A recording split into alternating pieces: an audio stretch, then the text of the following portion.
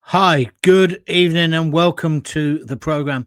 Slightly different tone today because I'm going to talk about the brutal murder of this 80-year-old man, Bhim Kohl, murdered by two children. They weren't even really teenagers when they did it. One was 13 and one was about 9 or 10.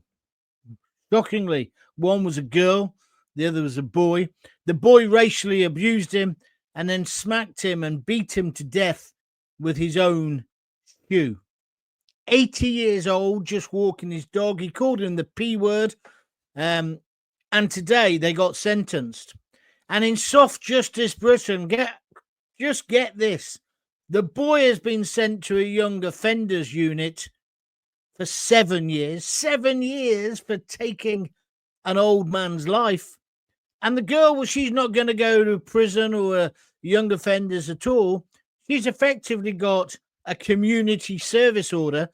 She's got a quarantine where she's got a curfew. She's got to stay in for 6 months. But the judge said, I think it'd do you more damage than good. Well, I'm not going to focus too much on the sentencing, if I'm honest with you, because I want to talk about how have we got to a position in this country where it's so broken that an 80-year-old man gets beaten to death whilst he's walking his dog. Bhim Kohl, his name. You've seen it in the news. Murdered in the park by two teenagers. One is now 15, the other's 13. One's a boy, one's a girl. And the girl filmed it. She filmed it. I mean, this isn't just tragic. It's the collapse of British morality. And I'm asking you tonight, why has it happened? And how are we going to stop it happening again? You might want to talk about a sentence and say the sentence should be longer. And that's legitimate. And we'll talk about that. But there's a breakdown in society, isn't there? Britain is broken. On top of that, one of the men who might have been able to fix it, the chairman of Reform, if you don't know this, has just resigned. Zia Yusuf. He's had enough. It's all over this row with their new MP asking Keir Starmer yesterday about whether or not he agreed with banning the burqa. Now he's gone. He was a Muslim, of course. He did split the party, although you can't take away from him the fact that Yusuf also got many, many more new members for Reform UK. So if you want to talk about that as well, throw it in. Let's go back to Bhim Kohl. Good morning, good afternoon, should I say. Welcome to the Jon Gaunt Show. If you're watching live, that's brilliant. If you're listening on a podcast, super. You might just now be watching it on replay. Doesn't matter how, you can still comment. Write your comments in the bottom, and I'll read them out as we go along.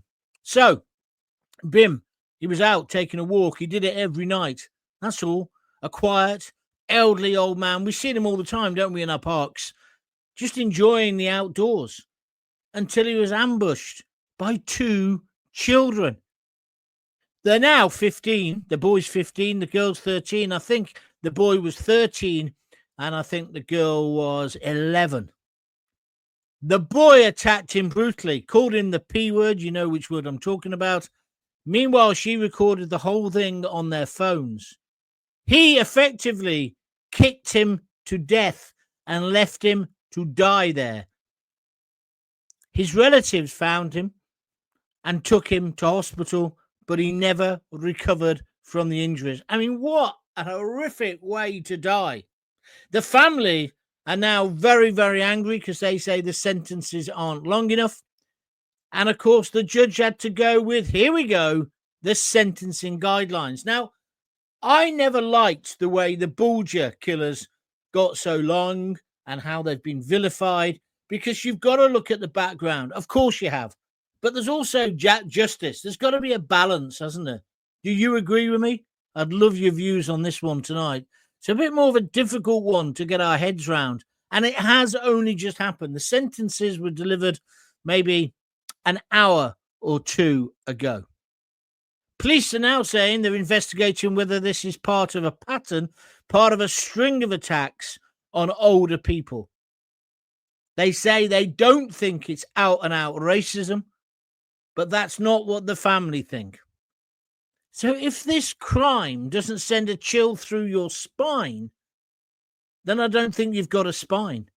This should concern all of us. I mean, what has happened to Britain? How did we get here? A country where children kill an old man who's walking his dog, not an old man who's done anything to them. They'd been abusing him, evidently, for several weeks, but it's just an old man walking his dog. So let's not dress this up. I know why this has happened. And it's not just about these two young thugs. This is the result of years of soft discipline, no discipline in schools, broken homes, and a justice system that's lost its flipping spine or backbone. Do you agree with me? The moment we took competitive sport out of schools, the moment we took away the cane, the moment you couldn't raise your voice to a child, this is where the moral decline started. I'll go further. I think, and I'm one of the people who gave up on it, church, the end of Sunday school, the thing that used to bind us all together. I think that's part of it. But we don't live as a community now, do we? What do you think? What do you think? How are we going to change our society to make it that old men don't get beaten to death? He had slider, those slipper type things on. That's what he got smacked around the head for with. Now, of course, he was old. He was frail. He was 80. So it would bound to have affected him perhaps more than it would you or I. The judge also said in the boy's case that he had behaved himself whilst he'd been in care waiting for the trial. But he said he does come from a home with certain difficulties. And of course, he mentioned mental illness. Where were the parents? Where are you if your parents, when your kids are out and about?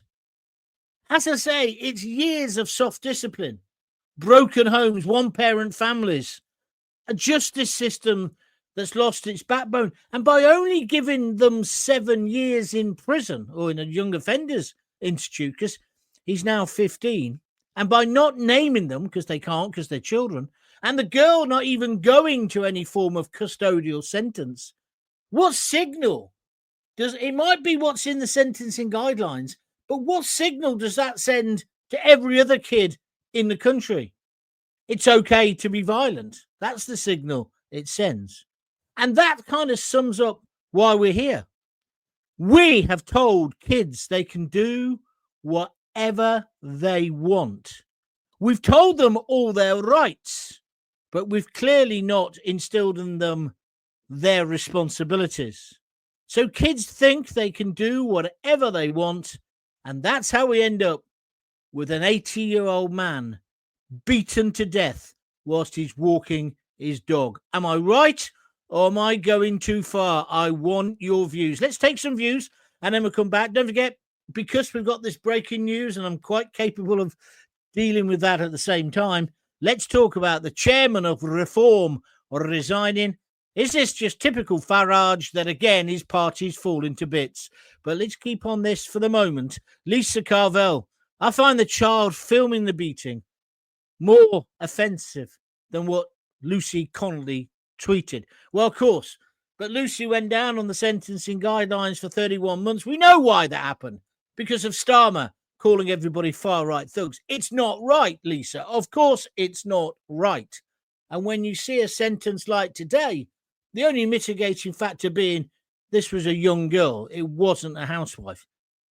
I think she should have got a custodial sentence, personally, on the facts of the case. But I can see where the judge was perhaps coming from. But it doesn't send out the right message, does it? Ronnie Hurst says, I wonder how they've been brought up. Yeah, Ronnie, but it's a bit like the adolescence TV program. You think you're bringing your kids up correctly, but what other influences are working on them? We don't know. We don't know. What we need to do is go back to proper discipline. We need to go back to the fact that if you're a parent and if your kid got in trouble and say, when I was a kid, my dad would have beaten 7 barrels of you-know-what out of me if I came back from school and said I got the cane. I'm not talking about violence against kids, but I'm just talking about the ultimate deterrent. I'm just talking about discipline, wearing a uniform, all those things that we did as kids. But see, I know I'm sounding like an old fart, but how on earth do we get on top of law and order? John Abbott says all part of divide and rule. Don't really understand that, my friend, but thank you. I'm 70. I walk my dog every night. I'm gutted for the family, says Ronnie Hurst. So am I. I almost cried when I saw her. I was upstairs and I'm just doing my work, getting ready for this, and I saw it break on my phone. And then the family came out and spoke. I think it was his daughter. You've just got to feel for them. They're just an ordinary family. Bhim Kohl's family, just ordinary. And he's been brutally murdered. Of course, the sentence was manslaughter, not murder. And Darren Seals picked up on that. He says, this is murder to me, not manslaughter. How on earth are we going to get on top of this? Nigel Gordon, Tin Pot Nigel says, discipline and respect is all gone. Blame the parents. I was calling himself that because I had a go at him. Nigel, drop it. We've moved on. All right, mate. You just made a very good point. Discipline and respect is all gone. Blame the parents. Well, generally, yeah, I don't think people know how to parent anymore because I don't think they were parented. I think we're now at the second, maybe the third generation of people who haven't been brought up properly, who are now bringing up kids. Look at him there. Isn't it? It's just terrible. It could be your granddad. Just disgusting. Sadly, I can't see it getting any better, John, says Jackie Ward on YouTube. Facebook, because woke parents will not discipline their children, let alone allow anyone else to do so. Yeah, you're right. In the old days, if you came back home and you said you'd been in trouble at school, your mum and dad would go mad, or they'd go up to school to congratulate the teacher for giving you a rollicking or giving you the slipper or giving you the cane. Nowadays, they'd be up the school screaming odds, don't you dare talk to my son like that, blah, blah, blah, blah, blah. And I think that's another part of the problem. This is just my thoughts. And as I say, this has been brought down today, this particular sentence. And maybe I'm being over emotional because it really did upset me. But do you feel that Britain is broken? And if you do, how on earth are we going to fix it? Let's go on to the sentence. Because you would think such an horrific act would come with some serious punishment. But no. The girl, who's now 13, she didn't take part in the actual attack, although she's obviously from the mobile phone text messages to each other, was helping to wind up the situation. But she didn't physically attack the man, the 80-year-old.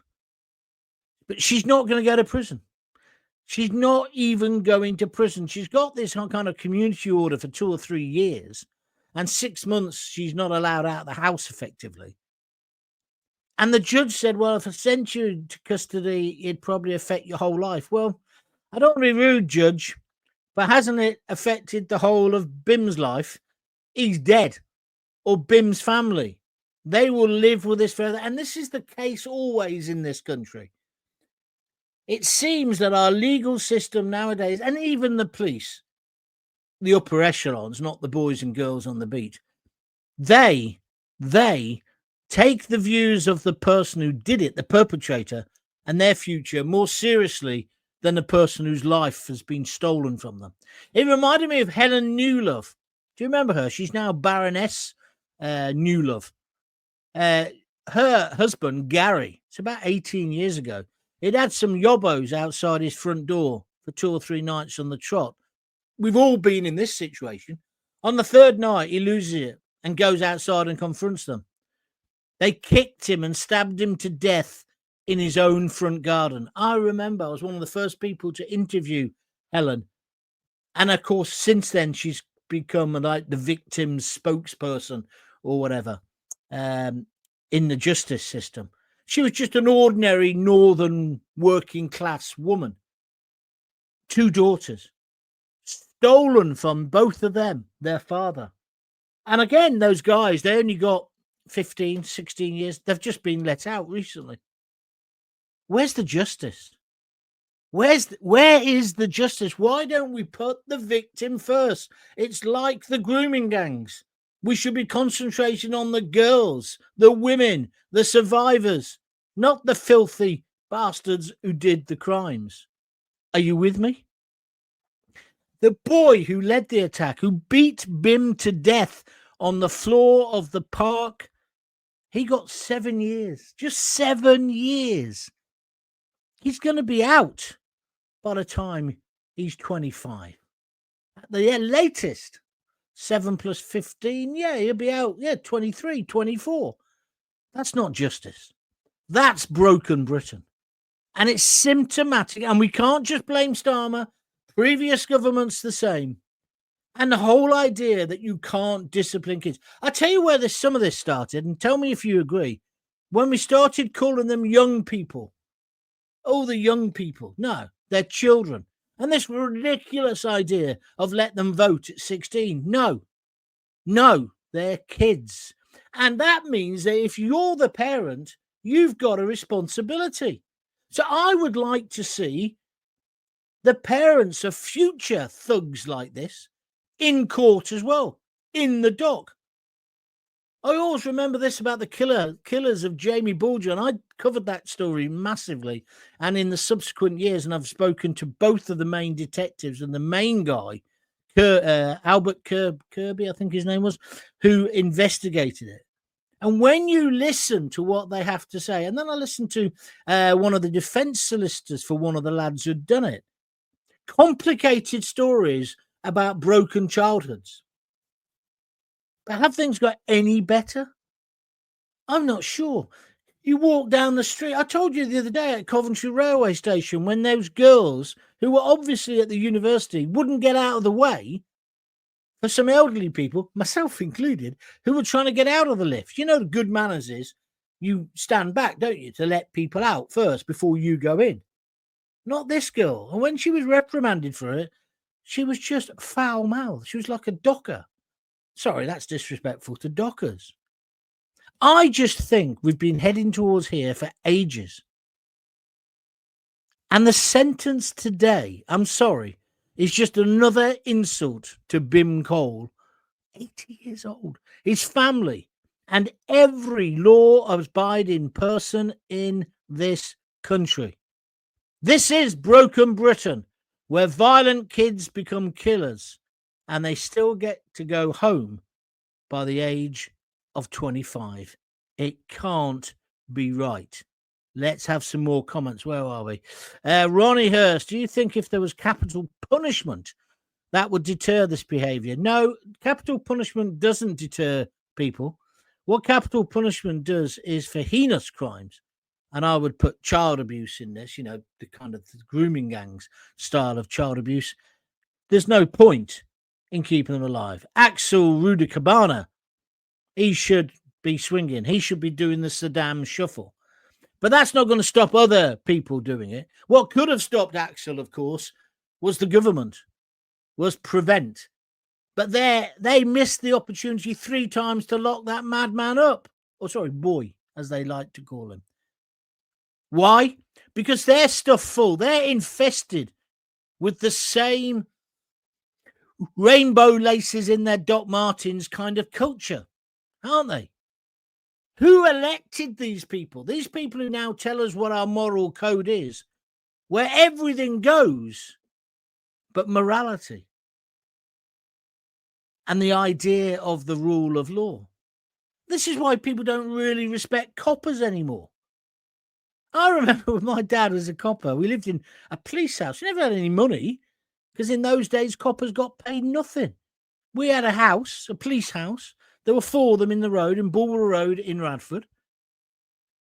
And my old man did the beat, and if you know Coventry, around a place called Jubilee Crescent. He used to have a TARDIS, a police box. I used to love going to see him, and he'd make a brew in there and we'd sit and talk. But when my dad walked round there with Dave Keylock, who was our next door neighbour, he was a copper. They were both on the beat.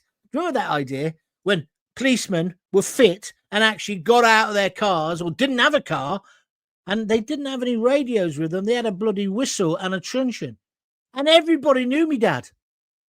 Everybody knew my dad. They also knew he was a bit of a rough diamond. But if there was any problems, they would tell him.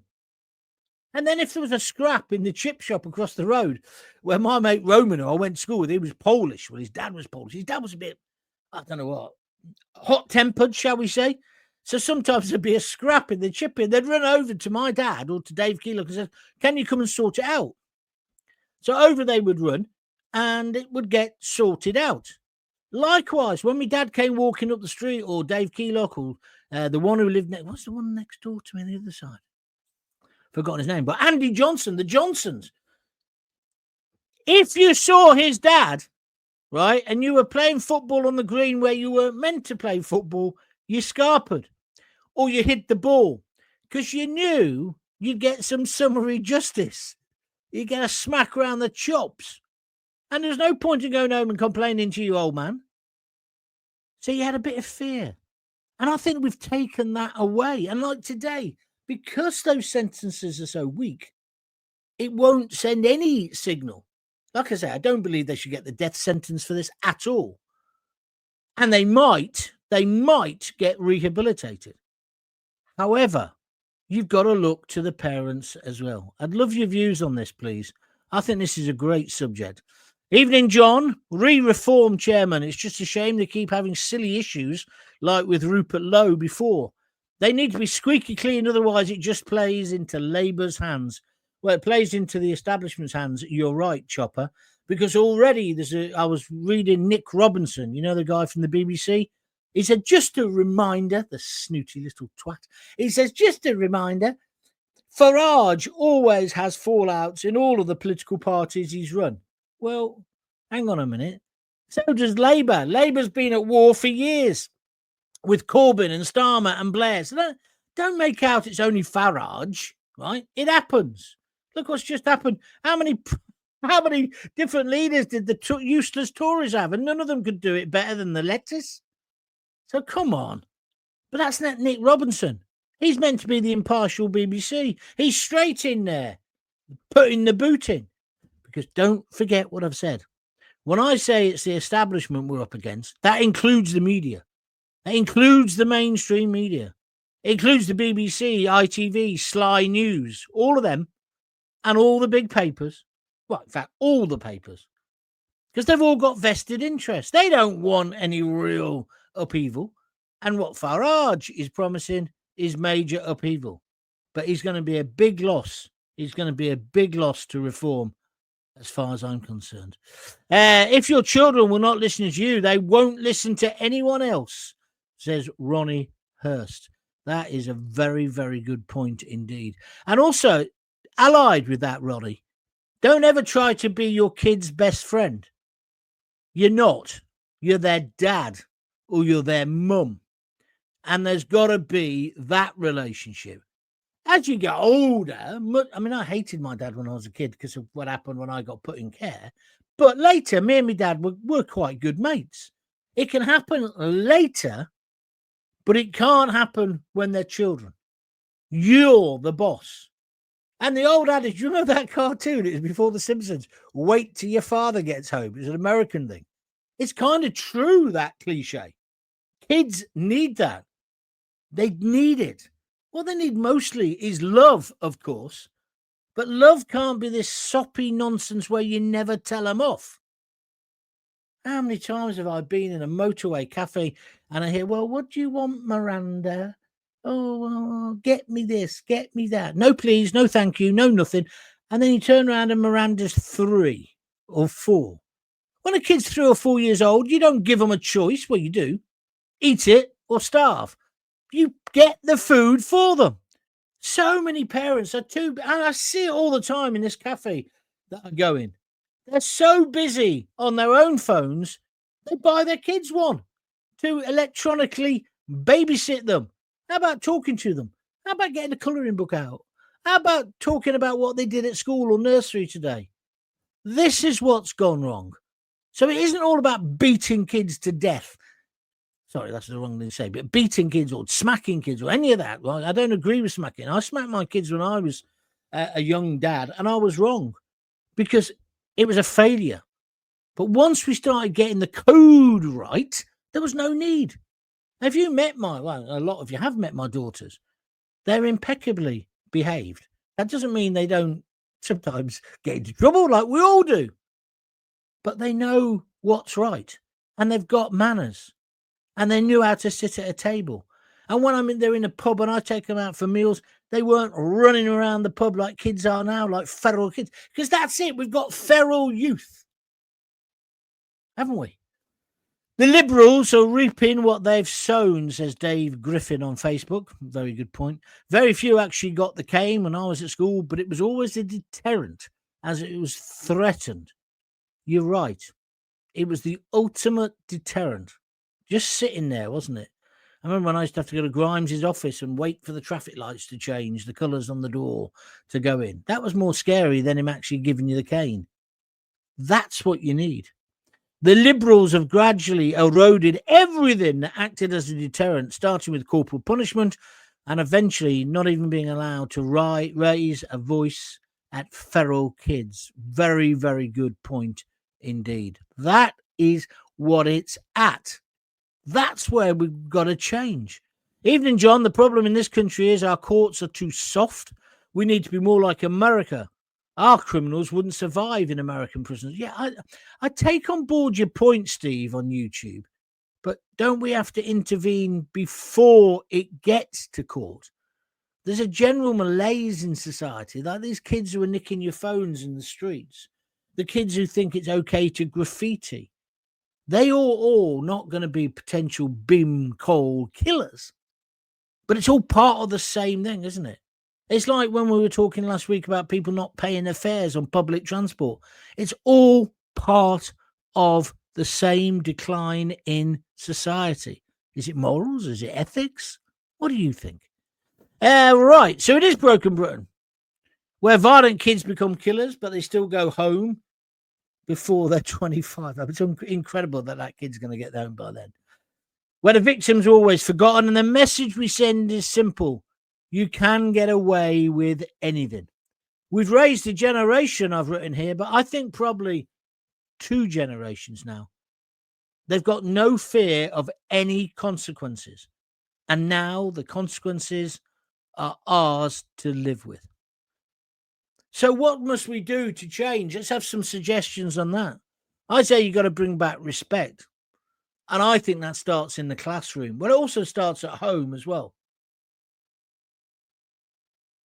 At home, it should be not a collective, not a bloody cooperative.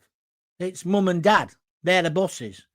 And you behave. I don't mean sit there and only speak when you're spoken to, any of that kind of 1950s crap. It doesn't need to be that, but it needs to be respectful, doesn't it? And I do think we need to bring back discipline. And I don't mean beating kids, but I mean being consistent with kids. And we need to demand a justice system that actually protects the innocent and their families. Because what we're talking about tonight isn't just about Bhim Kohl, tragic as that is. It's about every single one of us and every single family in the country, which is why I'm trying to not turn it into let's beat Starmer up about it. Because this is one thing that you can't really pin on him. You can pin up that dreadful. That's what I was going to talk about tonight. That dreadful speech by that dreadful woman yesterday, and the whole idea that none of them have got a clue. But this is more important. This is the future of our society. This is the future of the next generation. If you like what I'm talking about, if you agree with me, please press the like button. And if you'd like to donate to keep these podcasts going, we had loads of donations last night. Thank you ever so much. You can do it on YouTube now. Just click the $, which is at the bottom of the screen, and do a super chat or a super sticker. You can choose how much you'd like to donate, and then you get your name on the screen and the rest of it. Or, and lots of people, well, not lots of people, 3 people did this. Maggie did it. She asked how to do it. And Maggie, you're a star, because straight after the show, she did it. So thanks a lot, Maggie. you can donate a fiver for a cup of coffee. Yeah, that's how much it is now, or a pint. That'd be a tenner, wouldn't it? Lots of people do 2 or 3, but if you just want to do 1, that's fine. Do what you can afford. Go to www.buymeacoffee.com/Jon Gaunt, no H in John, of course, and then just donate what you fancy. Where are we now? I knew the man of the son who found Jamie Bulger on the railway line. His son never got over it. I bet. Terrible. But when I read lots of books about that, because it was like one of the big stories, they didn't have a great life themselves, those kids. And how do I say this respectfully? Jamie Bulger didn't have a great life either, did he? Including his terrible, horrific death. And it's very easy to think, oh, it's just them. We're not that bad. We're this, we're that. That's why I thought Adolescence was good. I know a lot of people disagree with me, because that just portrayed a normal family where suddenly it goes off the rails. Ego is the massive problem. Everyone puts themselves on a pedestal in their own mind. Fraser, I think that might be right. That applies both to reform and indeed this crime story we're talking about. I think you're right. Nigel, he's now definitely friends again with me, Facebook, says, you're right, John. You treat kids as adults at 18 plus. My old man used to say, when you bring in a wage packet, you can have a say.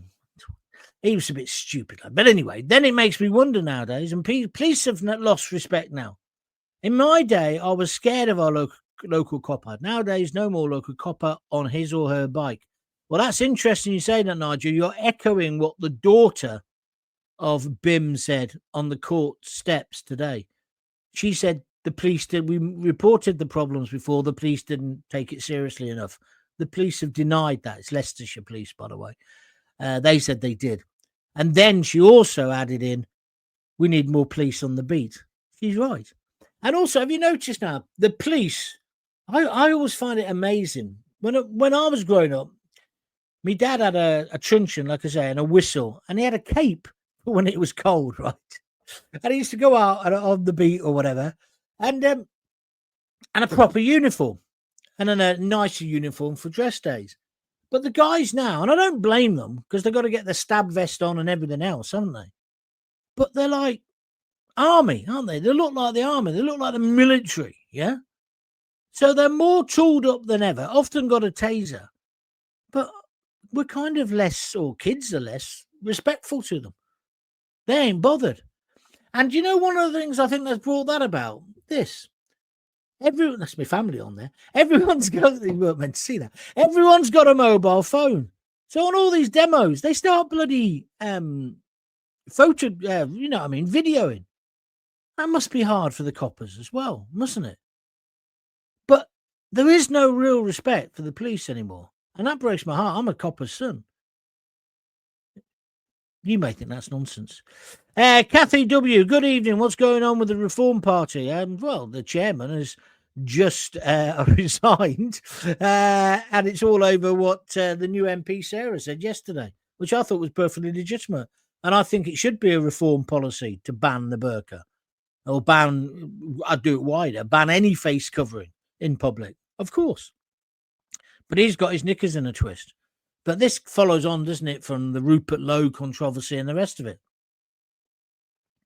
Nigel Farage will have to get it sorted out quickly. Let's move now. David Griffin. Thank you, David. See that? He's done a super sticker. He gets a special colour and he goes on the screen, and he's just donated £4.99. So that was on an Apple. It would have been a fiver. Thank you very much indeed. Really, really appreciate it, David. Tell all your friends. Oh, I met a lady today. I won't say where, but in one of my local shops. Lisa said to me the day before yesterday, oh, did you know such and such down the shops? The shop you go in. I said, oh, yeah, I know the woman you're talking about. She said to me today, oh, is it your husband who I always watch on my mobile phone? I think Lisa thought I'd been up to no good. I said, oh, she's talking about YouTube probably. Right, but anyway, I went into this particular place today, and she said, as I was leaving, she said, I love your videos. It was almost like winning a Sony again. Almost. It's so nice when people appreciate and like what you do. It really is.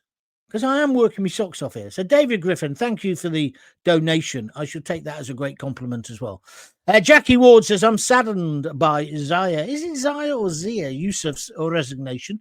Just imagine what a forced reform could be if Rupert Lowe, Ben Habib, and Zia Yusuf were all together with Farage and the other MPs. They need to put their differences behind them and stop all the falling out. I think that's a very fair point. It's a very fair point. But politics, it's one hell of a bitch fest, let me tell you. Years ago, I was involved with the getting out of the EU. We had a campaign group I was paid for to look after and do their press. And I organised, the guy who funded it was massively wealthy. And I got all the main people in the anti-EU brigade to meet up and have a big lunch. Nigel Farage was there. He was the most reasonable out of them. But all the rest of them, it was like that Monty Python sketch, the People's Party of Judea. They all hated each other, but they all wanted the same thing, which was to get out of Europe. But they didn't want anyone else to take the credit. I found it bizarre. I found it bonkers. Maggie Young, here she is. Prison is not always the answer. That's true. Norway have no prisons. They turn criminals into good people. This poor pensioner, Bhim Kohl, my heart is broken for that family. Yeah, well, I agree with that, Maggie. Listen, when I went in care, I went off the rails.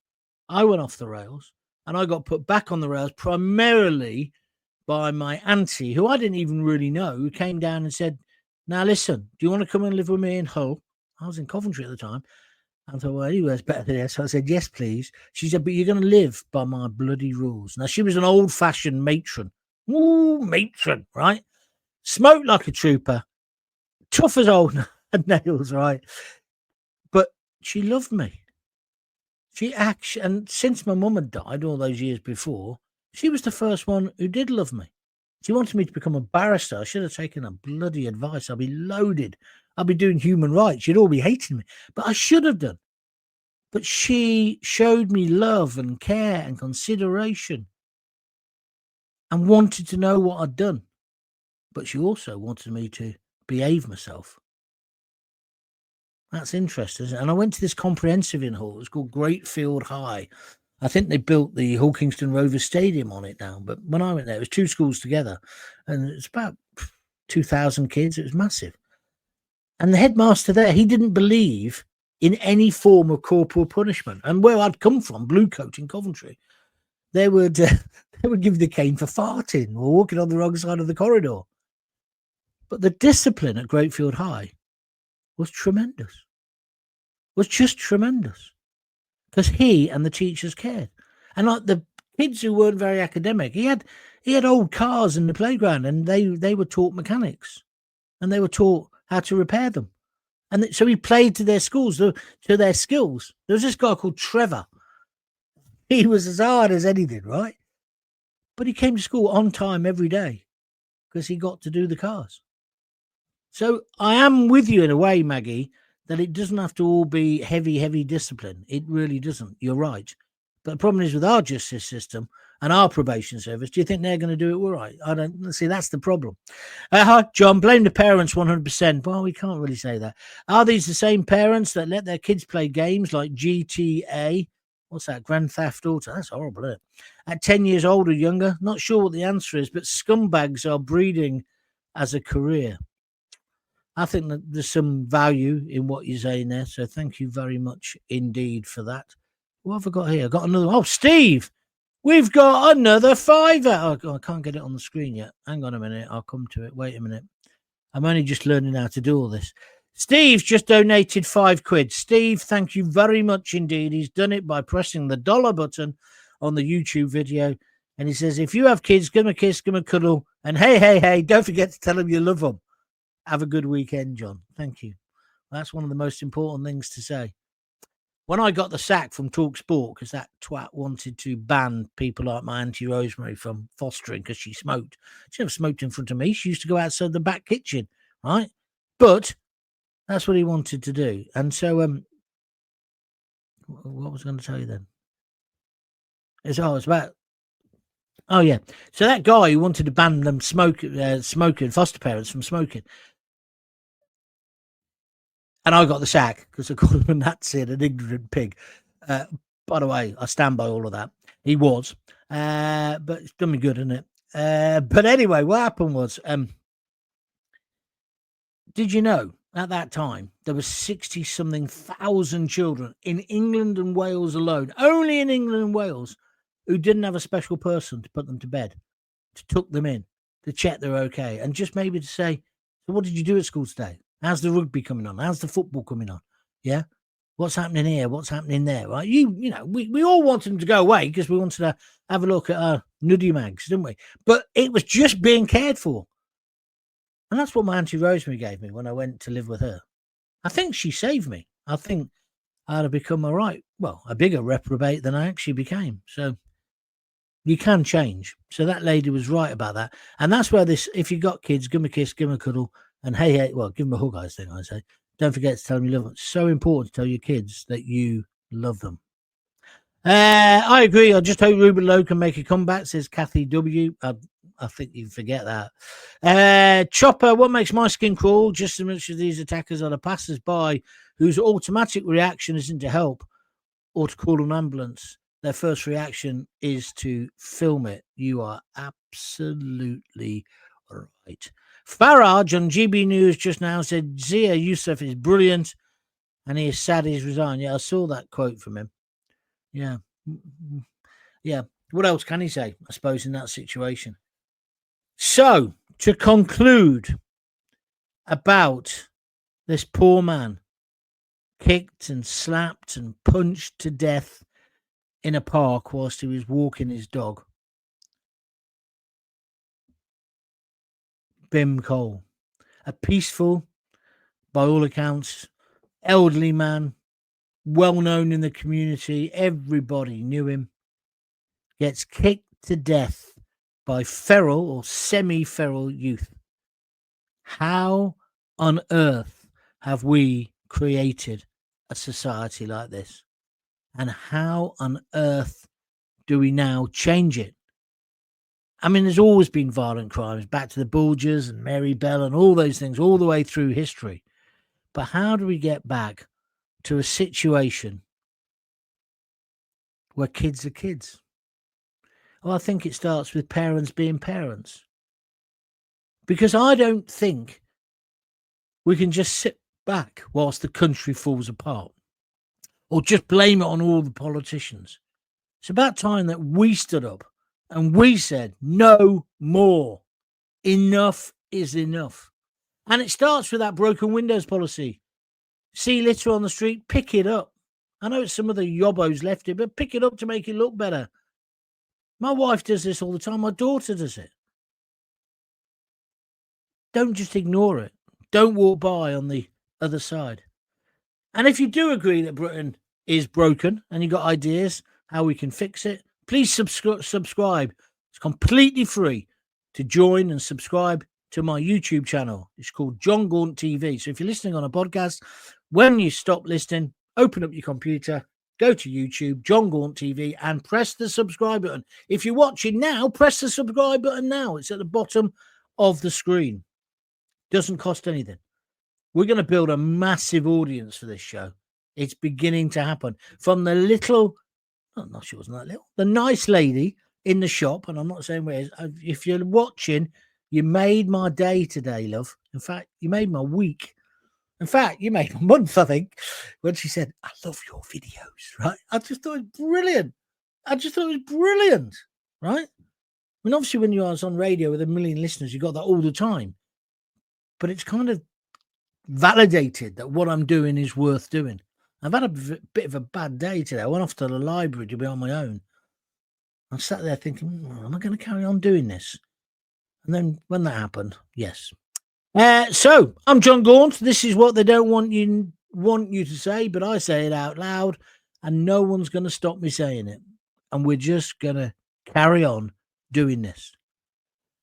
So Ronnie Hurst says, your Auntie Rosemary sounds like a great lady. Well, she was, but she's sadly passed away now. But yeah, she certainly sorted me out, that's for sure. And let's finish with Steve back on the screen. If you've got kids, give them a kiss, give them a cuddle, give them a hug, I can't remember what I say now. And don't forget to tell them you love them. Have a great weekend, Steve. Have a great weekend, Maggie, Ronnie, Jackie, Roddy, and all the rest of you. I'll be back on Monday, definitely at 6:30. But I've got a feeling I could well be doing more shows over the weekend. There's so much going down. There won't be one tomorrow. I'm going out with one of my best mates, Bruce. He said, "Do you fancy early doors?" I said, "Yeah, I'll meet at 5:00 in the pub." "No, 3:30, he says. I says, "Well, what?" So I'm going out for a drink with him. We talk football, politics, my podcast, probably. Anyway, that's what we're going to do. Jon Gaunt, the home of common sense, says Ronnie. Thank you. Darren Seal says, "I've just bought you a beer, John." Thank you, Darren. Much appreciated, my friend. I'll put your name up on the screen. "Keep going, John," says Seaside and Mark. Thank you. Nigel, who we fell out, didn't we, Nigel, a few weeks ago, but we're mates again now, because that's the point of the show. If you just tuned in every night and you agreed with everything I said, it'd be crap, wouldn't it? Much better when you think, "That I'm never going to listen to him again," right? You want a bit of that in your life, don't you? I should get paid by social services for keeping you alive, some of you. You know what I mean?